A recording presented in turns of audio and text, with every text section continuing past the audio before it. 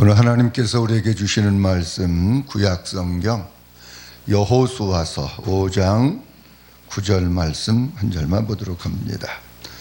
여호와께서 여호수아에게 이르시되 내가 오늘날 야곱의 수치를 너희에게서 굴러가게 하였다 하셨으므로 그곳 이름을 오늘까지 길갈이라 하느니라. 아멘. 오늘 여호수아서 5장 9절 말씀을 본문으로 해서 영적 거주지 이런 제목으로 하나님의 말씀을 함께 나누겠습니다.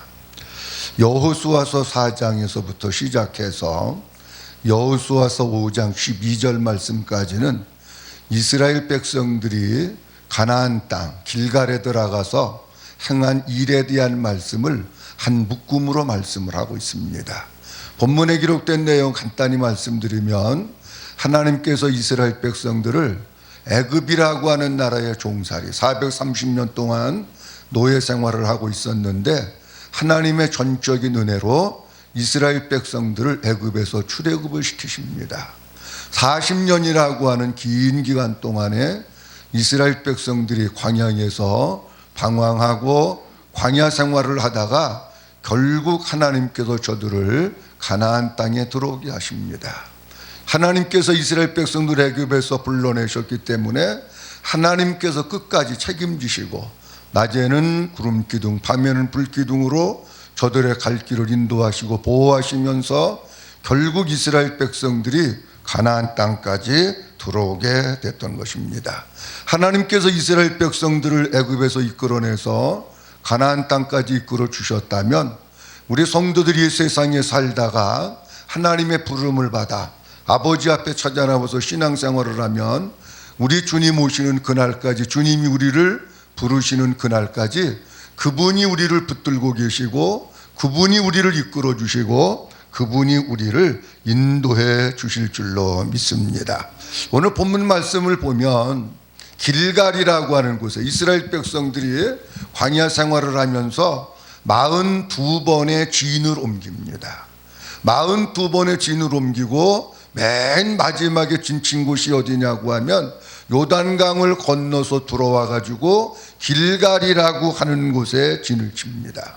그래서 오늘 본문 말씀 여호수아서 5장 9절 말씀에도 길갈이라고 하는 곳에 와 가지고 주님이 뭐라고 말씀하시고 있느냐고 하면 이제 요단강을 건너서 가나안 땅에 들어오고 길갈이라고 하는 곳에 와서 진을 쳤을 때에 애굽의 수치가 다 굴러가게 했다. 그렇게 말씀합니다. 여기 길갈이라고 하는 뜻은 옮기다, 떠나가다, 굴리다 그런 뜻입니다. 그러니까 이스라엘 백성들이 애굽에서 받는 모든 고통과 수치와 괴로움과 아픔이 어디에 와서 다 떠나가고 굴러갔느냐고 하면 가나안 땅 길갈이라고 하는 곳에 와서 이스라엘 백성들의 모든 수치가 다 떠나가고 굴러간 거예요.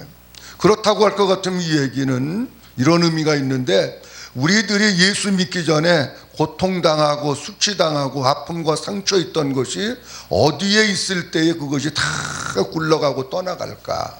우리들이 예수 그리스도 안에 들어와 있을 때에 그리스도 안에서는 결코 정죄함이 없나니 생명의 성령의 법이 너희를 죄와 사망의 법에서 해방시켰다고 말씀하고 있는데 예수 안에 들어와 있을 때에 그때의 모든 수치와 죄악의 무거운 짐들이 다 굴러 떨어지는 겁니다.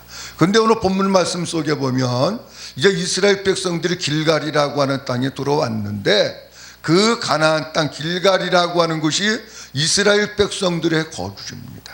이스라엘 백성들이 이제 거기서 삽니다.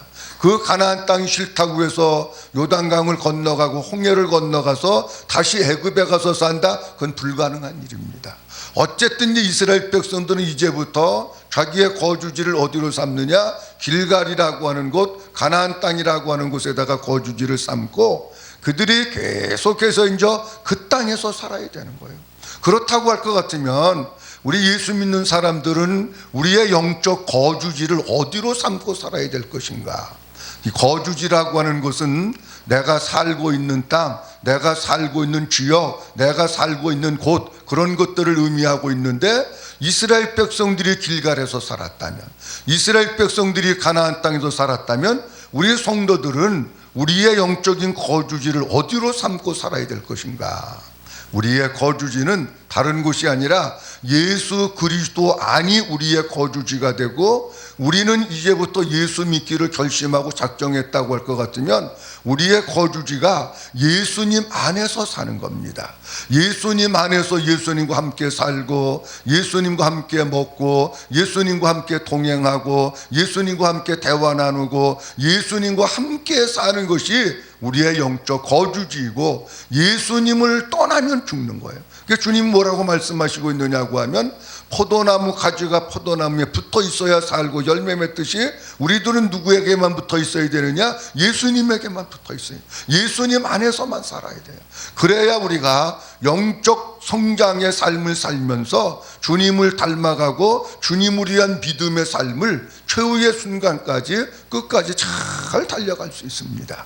근데 여호수아서 4장과 5절 말씀해 볼 것 같으면은, 이 길갈이라고 하는 곳에 와가지고 세 가지 하나님께서 명령하셔서 하는 게 있습니다. 하나는 뭐냐고 하면, 요단강을 건너올 때 요단강에서 돌을 취해가지고 가지고 왔는데 그 돌을 세워서 기념비를 만들게 하십니다. 둘째로는 할례를 행하라고 말씀하십니다. 이스라엘 백성들 2세대는 광야 생활을 했기 때문에 1세대는 이미 죽었고 2세대이기 때문에 광야 생활 가운데서 할례를 받지 못했어요. 그래가지고 두 번째로는 할례를 행하라고 말씀하십니다. 그리고 세 번째로는 유월절을 지키라고 말씀을 하십니다. 그러면 하나님께서 이스라엘 백성들에게 가나안 땅에 들어와서 세 가지를 명하셨다고 하는 얘기는, 오늘 여기 예수 그리스도 안에서 믿음의 삶을 살아가는 사람들이 어떻게 살아야 될 것인가 하는 것을 우리들에게 보여주고 있는 내용의 말씀입니다. 이스라엘 백성들이 하나님께서 행하신 그대로 살았듯이 우리도 이제 예수 그리스도 안에서 하나님께서 명령하신 그것이 오늘날 우리에게 어떻게 말씀하고 있는 것인지 다시 재조명하면서 우리가 그렇게 살 때에 우리는 하나님 앞에서 믿음의 삶을 살게 되는 겁니다. 세 가지를 조금 자세히 말씀드리면, 먼저는 길갈에서 12돌을 세워서 기념비를 세우라고 하십니다. 여호수아서 4장 19절 말씀서부터 23절 말씀까지 말씀이 기록이 되어 있는데요, 요단강을 건너가지고 길갈에다가 진을 칩니다. 그런데 여호수아가 요단강에서 가져온 돌 12개를 취하여서 세우고, 그리고 거기에 기념비를 만듭니다. 이 세우고 기념비를 만드는 이유는 뭐냐?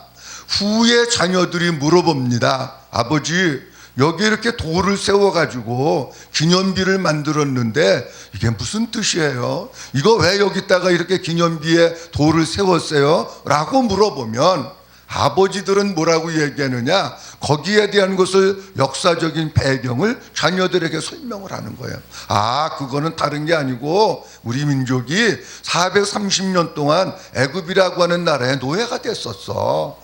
근데 하나님께서 우리를 이끌어내셔서 홍해를 건너게 하시고 요단강을 건너게 하셨는데, 요단강을 건널 때 돌을 가지고 오라고 했어.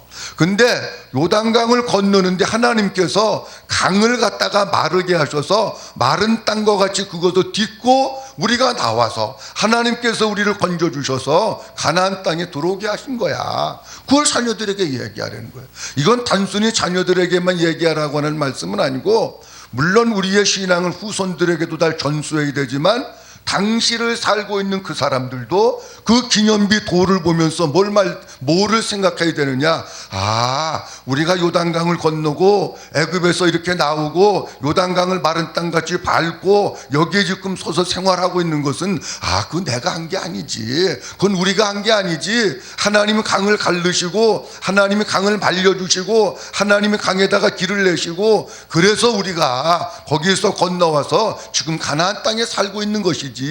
아, 그거 하나님께서 하신 거로구나. 그걸 깨달으면서 늘 생각하면서 아버지의 은혜로 하나님으로 말미암아 살려는 거예요. 자녀들도 마찬가지예요. 자녀들도 이거를 자꾸 말씀을 갖다가 가리키면서 자녀들도 뭘로 사느냐? 하나님의 백성으로 살게 하기 위해서 거기에다가 돌을 세워가지고 기념비를 만들어내는 거예요. 오늘 한국교회의 신앙생활하고 있는 모습들 가운데 한 가지 우리가 조금 심각하게 받아들여야 될 것은 뭐냐고 하면 부모 세대는 신앙생활을 합니다. 누구 세대가 신앙생활이 안 되냐고 하면 자녀 세대가 신앙생활이 안 되는 경우가 많습니다. 교인들은 장년분은 많이 모이는데 주일 학생들, 학생들, 청년들 다음 세대는 찾아보려고 해도 별로 없는 경우가 너무 많은 거예요. 교회 중직자들의 자녀들도 아버지는 교회에서 중직이고 열심히 충성하고 존경받는 분인데 자녀들은 신앙생활을 못하고 있는 경우가 얼마나 많은지 몰라요. 우리는 그들에게 끊임없이 신앙을 전수하고 신앙을 유산으로 물려주면서 동시에 뭘 해야 되느냐? 내가 구원받은 것은 내 힘으로 구원받은 거 아니다. 하나님이 하셨고 하나님이 열어주셨고 하나님이 이끌어주셨고 하나님이 나에게 구원의 은총을 베풀어 주셨다. 그렇기 때문에 구원은 내 공로가 0,1%도 없습니다. 다 하나님이 하신 거예요. 예수 믿다가 가끔 교회 안에서 이런 사람들 보게 됩니다. 교만한 사람들을 보게 됩니다. 왜 교만합니까? 신앙생활 하는 가운데 평생 신앙생활을 해도 교만해야 될 근거가 아무것도 없습니다. 내가 교회 나온 게 내 힘으로 나온 겁니까? 내가 예수 믿은 게 내가 믿은 겁니까? 내가 구원받는 게 내가 잘나서 구원받은 겁니까? 아닙니다. 그렇기 때문에 우리는 모든 것이 하나님의 은혜이기 때문에 신앙생활하면서 평생을 겸손하게 모든 것이 하나님의 은혜입니다. 하나님 감사합니다. 나 같은 사람 살려주시고 나 같은 사람 구원시켜 주셔서 하나님 너무 감사합니다. 늘 감사하면서 겸손하게 사는 것이 우리의 신앙생활임에도 불구하고 때로 가끔씩 교회 안에서 자기가 뭐가 잘나가지고 예수 믿고 구원받았는 줄로 착각하고 있는 사람들이, 그러니까 자꾸 나의 의의를 자랑하고 내 것을 뭘 자꾸 높이려고 그러고 내가 뭔가 두각을 나타내려고 하는 것이 왜 그러느냐? 하나님께서 요단강을 건너게 하신 것을 모르는 거예요. 하나님이 요단강 건너게 하지 않으셨으면 못 건너는 거예요. 아, 하나님께서 나를 이렇게 살려주셨구나. 모든 것이 하나님의 은혜인 줄로 알고 그 주님의 은혜를 기억하면서 날마다 감사하면서 살아가야 할 줄로 믿습니다. 다음 두 번째로는 길갈에서 할례를 행했습니다. 여호수아서 5장 2절서부터 3절 말씀에 보면은 하나님께서 여호수아에게 명령합니다. 너는 부싯돌로 칼을 만들어서 이스라엘 백성들에게 할례를 행하라, 이렇게 말씀해요. 그러니까 여호수아가 그 말씀에 순종해서 부싯돌로 칼을 만들어서 이스라엘 백성들에게 할례를 행하고 할례상이다, 이렇게 이름을 짓습니다. 앞서 말씀드린 것과 같이 이스라엘 가나안 땅에 들어온 지금 이스라엘 백성들은 2세대입니다. 1세대들은 광야에서 다 죽었고 2세대가 들어왔는데 광야 생활을 하다가 뭐를 못했느냐? 할례 베푸는 일을 못했습니다. 그러니까 하나님께서는 그들에게 다시 할례를 행하라고 말씀을 하는 겁니다. 우리가 창세기 17장에 볼 것 같으면 하나님께서 아브라함과 할례 언약을 맺으시는데 할례 언약을 맺으시는 이유가 여러 가지 있지만 그 가운데 하나가 뭐냐면 내가 네 하나님이야, 너는 내 백성이야, 그거 가르쳐 주시려고 하는 거예요. 그러니까 우리는 할례를 통해서 이스라엘 백성들은 아, 내가 하나님의 백성이로구나, 하나님의 자녀로구나, 그 하나님이 나의 아버지시로구나, 그거를 마음 가운데 늘 새기면서 구원받은 하나님의 백성으로 살아가라고 하나님께서는 할례를 행하려는 거예요. 할례라고 하는 것을 보면서 우리가 이스라엘 백성들이, 우리 사람들도 마찬가지인데 자꾸 뭔가 잊어버립니다. 그러니까 하나님께서는 할례를 통해서 너희가 하루에 몇 번씩이라도 아, 내가 하나님의 사람이로구나, 하나님의 백성이로구나, 그거 잊지 말고 살아야되는 거예요. 여러분, 우리가 교회 와서 신앙생활 할 때는 아, 내가 하나님의 자녀야, 하나님의 백성이야, 그러고 살지만 세상에 나가서는요, 하나님의 자녀인지 하나님의 백성인지 잊어버리고 사는 경우가 얼마나 많은지 몰라요. 아니, 그리스도인들은 많다고 하는데 세상에 나가면 그리스도인들이 없는 거예요. 별로 없는 거예요. 교회 안에는 그리스도인들이 많은데 왜 세상에서는 그리스도인들이 없습니까? 왜 세상에서 예수 믿는 사람들이 정말 그리스도의 냄새를 풍기고 그리스도의 향기를 풍기고 세상에 빛이 되는 삶을 살아야 되는데 왜 그걸 못하고 있습니까? 내가 누구인지를 모르는 거예요. 내가 하나님의 백성인 것을 잊어버리고 사는 거예요. 그러니까 하나님께서는 할례를 통해 가지고 너 하나님의 백성, 너 내 백성이야, 내가 네 아버지고 내가 네 하나님이야, 그거를 분명히 심어주기 위해서 할례를 행하라고 말씀하시면서 동일하게 뭐라고 말씀하시면 이 언약을 내가 너와 맺었다. 근데 너하고만 맺은 게 아니라 누구하고도 맺었느냐? 네 자녀, 네 자자, 손손, 대대 모든 후손들과 맺은 거야. 그러니까 너는 이 할례 언약을 반드시 지켜야 되는 거야 라고 말씀하시고 있는 거예요. 하나님께서는 아브라함을 통해서 할례 언약을 말씀하시면서 영적 신앙의 계승에 대한 것을 아주 분명하게 말씀합니다. 우리 부모들이 해야 될 거 다른 거 없습니다. 자녀들을 믿음으로 키우고 자녀들에게 신앙을 유산으로 물려주는 그 일, 그걸 주님께서 우리에게 원하시는 거예요. 자, 그러면 우리가 조금 다른 각도에서 말씀을 보면 이스라엘 백성들은 남자들에게만 할례를 베푼 거예요. 그럼 지금 우리들에게 있어서는 주님은 뭘 요구하고 있느냐고 하면 우리 모두가 할례를 받아야 된다. 어떤 할례를 받느냐고 하면 하나는 성경 말씀에 보면 우리의 귀에 할례를 베풀어야 된다. 또 하나는 우리의 마음 가운데 할례를 베풀어야 된다. 그렇게 말씀을 하고 있습니다. 사도행전 7장 51절 말씀에도 보면 마음과 귀에 할례를 받지 못한 사람들이 이렇게 말씀하고 있고요. 신명기 10장 16절 말씀에도 그러므로 너희는 마음의 할례를 행하고 그렇게 말씀하고 있어요. 우리 주님께서 우리에게 할례를 받기 원하시는데 어디에 할례를 받느냐? 귀에 할례를 받아야 됩니다. 어디에 할례를 받느냐? 마음에 받아요. 귀에 영적인 할례를 받지 아니하면 복음이 복음으로 들려지지 않습니다. 귀에 할례를 받지 아니하면 하나님의 말씀이 마음으로 받아들여지지 않습니다. 귀에 할례를 받지 아니하면 하나님의 말씀을 듣긴 듣는데 그냥 지식으로 끝나는 거예요. 지식으로 끝나니까 마음으로 내려오지 않아서 생명이 안 되고 은혜가 안 되고 변화가 안 되는 거예요. 마음의 할례를 받아야 하나님의 말씀을 마음으로 받는데 마음의 할례를 받지 않으니까 하나님의 말씀이 마음에서 튀어나가고 마음으로 와도 뭔지를 모르는 거예요. 그러니까 하나님께서는 우리에게 뭐라고 말씀하고 있느냐면 귀의 할례를 받고 마음의 할례를 받으라 그렇게 말씀합니다. 이렇게 할례를 받으면 어떻게 되는가? 신명기 30장 6절 말씀에 보면 이런 말씀이 있습니다. 내 하나님 여호와께서 내 마음과 내 자손의 마음에 할례를 베푸사 너로 마음을 다하며 성품을 다하며 내 하나님 여호와를 사랑하게 하사 너로 생명을 얻게 하실 것이며 이렇게 말씀하고 있어요. 우리가 주님이 끊임없이 우리들에게 뭐라고 말씀하고 있느냐고 하면 먼저 마음을 다하고 뜻을 다하고 성품을 다해서 하나님을 사랑하라 그럽니다. 머리로는 알아요. 하나님 사랑해야지. 아는데 사랑이 안 되는 걸 어떡하냐고요. 근데 내 하나님께서는 우리의 귀와 마음에 할례를 행해서 우리의 마음이 할례를 받으면 어떻게 되느냐고 하면 마음 가운데서 저절로 하나님을 사랑하게 되는 거예요. 내가 사랑해야지 달력에다가 써놓고 카렌더에다 써놓고 다이어리에다 써놓고 하나님 사랑해야지. 아니 그랬다고 사랑하는 게 아니라니까는요. 아버지 하나님께서 우리의 마음 가운데 할례를 행하셔서 우리 마음에 아버지의 사랑이 부어지면 나도 모르는 사이에 그 사랑이 솟아나와서 정말 마음으로 하나님을 사랑하게 되는 거예요. 내가 하려고 하는 것은 율법이고요. 하나님이 우리 마음에 사랑을 부어주셔서 그냥 이 속에서 사랑이 샘물이 나오듯이 솟아가지고 그냥 저절로 사랑하게 되는 건 복음이라고요. 근데 사람들은 자꾸 무슨 새해 되면 결심 써서 1번 하나님 사랑하게, 2번 남편 사랑하게, 3번 아들 사랑하게. 아니 그게 되느냐고요. 안 되지.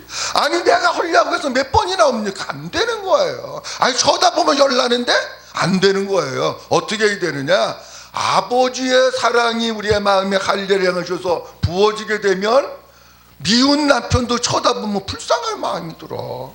그러니까 내가 사랑하게 되는 거예요. 자녀들도 쳐다보면 옛날에 사춘기라 미워 죽겠는데 불쌍한 마음이 드니까 사랑하게 되는 거고, 하나님 이름만 불러도 아버지 하나님의 사랑이 솟아나오니까 사랑하게 되는 거지요. 나는 못 사랑합니다. 아버지 하나님께서 우리로 하여금 사랑할 수 있게 해주셔야 그분 사랑하게 되는 거예요. 그럴 때 어떻게 되느냐? 생명을 얻게 하실 것이며, 그렇게 말씀하고 있어요. 우리 귀에 할례가 베풀어지지 않고 우리 마음에 할례가 베풀어지지 않아서 돌덩어리와 같이 길바닥같이 굳은 마음 되면 하나님의 생명을 얻을 수 없습니다. 우리 신앙생활하는 데 있어서 어떤 사람은 생명 없이 신앙생활합니다. 어떤 사람은 하나님의 생명으로 신앙생활합니다. 누가 하나님의 생명으로 사느냐? 마음과 귀에 할례를 받아서 우리의 마음 가운데에 하나님께서 아버지의 사랑을 부어주셔서 주님을 사랑하고 주님의 사랑이 내 안에 있을 때에 그때 아버지의 생명이 우리 속에서 꿈틀거리고 역사하기 시작하게 된다는 겁니다. 에스겔서 36장 26절에서 27절 말씀해 보면 또 새 영을 너희 속에 두고 새 마음을 너희에게 주되 너희 육신의 굳은 마음을 죄하고 부드러운 마음을 줄 것이며 또 내 신을 너희 속에 두어 너희로 내 율례를 행하게 하리니 너희가 내 규례를 지켜 행할지니라, 이렇게 말씀합니다. 무슨 말씀이냐고 하면 우리 주님이 우리의 마음에 할례를 베풀어 주시면은 우리의 마음이 부드러운 마음 된다는 거예요. 우리의 마음이 어린아이의 살과 같은 마음이 된다는 거예요. 우리의 마음이 예수님의 마음과 같은 마음이 된다는 거예요. 그때에 여기 본문 말씀 속에 보면 내 율례를 행하게 하리니 너희가 내 규례를 지켜 행할지니라, 그렇게 말씀하셨어요.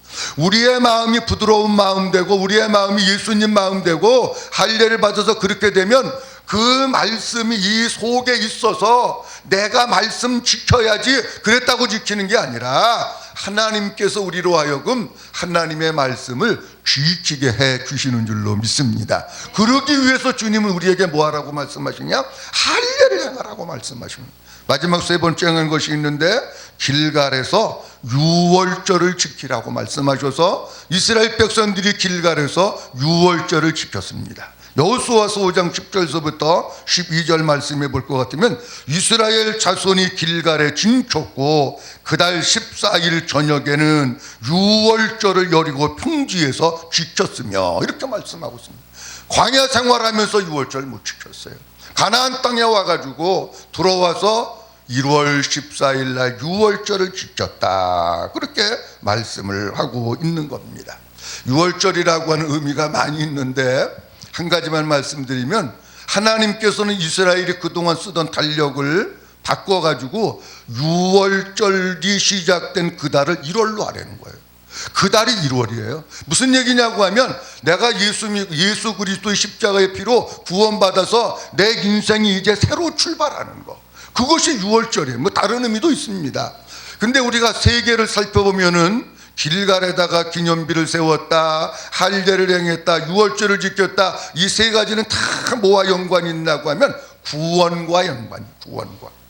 길갈에서 그 기념비를 세운 것도 구원과 연관이 있는 거고, 할례를 행하는 것도 구원과 연관이 있는 것이고, 유월절을 행하는 것도 구원과 연관이 있는 것이고, 우리가 유월절을 지켰다고 하는 말씀을 보면서 한 가지만 말씀드리면 우리가 유월절을 지킨다고 하는 것은 어떤 의미일까? 예수 그리스도 안에서 새로운 피조물로 새로운 인생으로 살아가는 겁니다. 누구든지 그리스도 안에 있으면 새로운 피조물이라 이전 것은 지나갔으니 보라 새 것이 되었다고 말씀하셨는데, 이제 세상의 모든 것, 애굽에 있던 모든 것 다 잘라버리고 육신에 있던 것, 그리스도 밖에 있던 것 다 정리해가지고 그리스도 안에서 새 사람, 이스라엘 백성들이 가나안 땅에 들어왔으니까 애굽의 모든 것을 벗고 가나안 땅에서 하나님의 백성으로 새 출발을 하면서 사는 거예요. 오늘 본문 말씀을 통해서 하나님께서 우리에게 세 가지 말씀 주셨습니다. 영적 거주지, 이스라엘 백성들은 이제 애굽에 가서 살래도 못 삽니다. 하나님께서 요단강으로 막아놓으시고요, 홍해로 막아놓으시고요, 이스라엘 백성은 어떻든지 거기서만 살아야 됩니다. 우리는 어디에서 살아야 되느냐? 이스라엘 백성들이 가나안 땅에서 살았다면 우리는 예수 그리스도 안이 우리의 영적 거주지인 줄 알고 날마다 예수님 안에서 살고 예수님과 함께 사는 우리들이 되어야 할 줄로 믿습니다. 길갈에 가서 세 가지를 하나님께서 명하셔서 행하셨는데 그것이 곧 우리의 신앙생활의 모습입니다.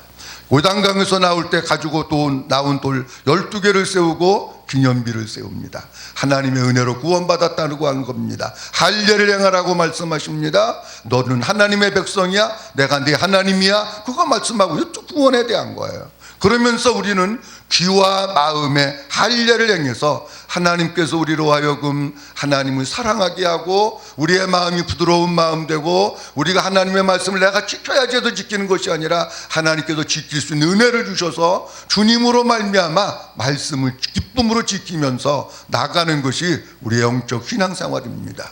유월절을 지켜라 말씀하셨는데 많은 의미가 있습니다마는 예수 그리스도의 피로 구원받은 백성들은 유월절을 통해서 그리스도 안에서 새로운 삶을 멋지게 주님과 함께 살아가는 것이 유월절입니다. 아무쪼록 우리가 우리의 거주지, 영적 거주지가 가나안 땅을 알고 예수 그리스도 안에서 주님이 행하신 것들을 주님이 하게 하심으로 말미암아 잘 행함으로 말미암아 주님의 손에 이끌려 살고 평생을 예수님이 내 안에, 내가 예수님 안에, 예수님 안에서 사는 우리 모두가 되어질 수 있기를 주님의 이름으로 축복합니다.